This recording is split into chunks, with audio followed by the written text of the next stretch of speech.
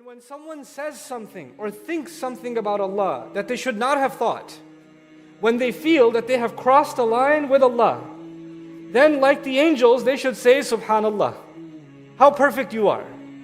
The word Subhanallah actually is from the word tasbih or sabaha, which means to keep something at the same level. Meaning, Allah is perfect whether you understand or you don't understand. Allah's plan is perfect whether you understand or you don't understand. What Allah did with your life in the past is perfect whether you understand or you don't understand. What Allah plans to do in the future is perfect whether you understand or you don't understand. Allah's mercy is perfect, His love is perfect, His plan is perfect, His wisdom is perfect, His revelation is perfect, everything about Him is perfect, whether or not it fits in our brain or not. And so the way we acknowledge that is by saying, Subhanallah. We declare the perfection of Allah. We declare that Allah cannot be criticized. Anything Allah does, anything Allah knows, anything Allah plans for the world, or anything Allah plans for me personally, none of it can be criticized. The only one that can be criticized is me, not Allah. Not Allah. So the angels are afraid that maybe when they ask this question, that they may have been critical.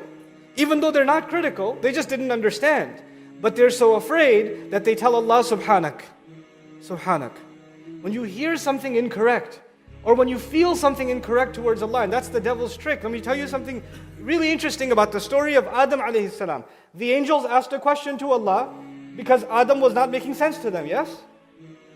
And a little bit later on in the same story, there's someone else who asked a question because it wasn't making sense to him. Iblis asked a question too, didn't he? He said, "Asjudu liman khalaqta tina?" You really want me to do sajdas to someone you made from dirt? Why should I do that? So the angels asked a question, and Iblis asked a question. Allah is teaching us, sometimes questions come in the mind. Whether you are as good as angels, or you are as evil as the devil. The question is not the problem. The problem is what happens after you have a question, after you have a bad thought. When you have a thought like that, then immediately be like the angels and say what? Subhanallah, and kill that thought. And if you don't do that, then you are not following the path of the angels, then you are following the path of shaitan. That's the difference between the two. So we cannot control our thoughts. Sometimes they come. Sometimes you lose your job, and why did Allah do this to me? What's Allah's plan? 2 years I've been looking for work, I can't find work. Why did Allah give my family member cancer? Why did this happen? Why did this happen? Why did this child die?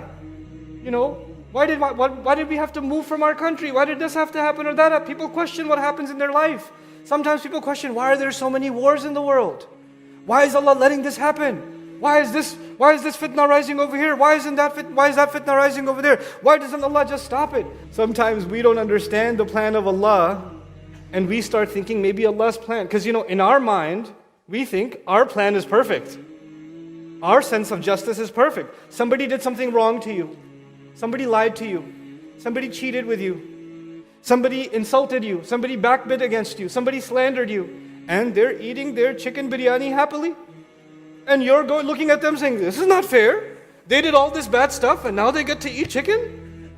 Where's the justice of Allah? When you start questioning like that, they should suffer. Why aren't they falling down the stairs? Why aren't they choking on that chicken? When you start questioning like that, that's the time to remind yourself of what words?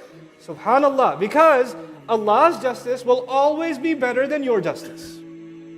Allah's plan will always be better than your plan. Allah always knows what you don't know. In your mind, how come they got away with it? When you say, how come they got away with it, you're thinking that Allah somehow let them get away with it. And that means, somewhere in your head, you think Allah was unfair. And if you think Allah was unfair, then in your mind, Allah is not perfect. Which is why you have to take a step back and tell yourself, Subhanallah, you are perfect. You understand? Because until you get rid of the bad thoughts, until then, you cannot really thank Allah, and you cannot really praise Allah. You might just say Alhamdulillah, but you won't feel it. You ever meet people who are not happy with their life, and you say, how's it going? And they say, Alhamdulillah. You're saying Alhamdulillah, but you're not happy with what Allah is doing with your life. You're questioning it. You know what's missing? Subhanallah is missing, which is why your Alhamdulillah is weak. You see, until Subhanallah is there, Alhamdulillah cannot be completed.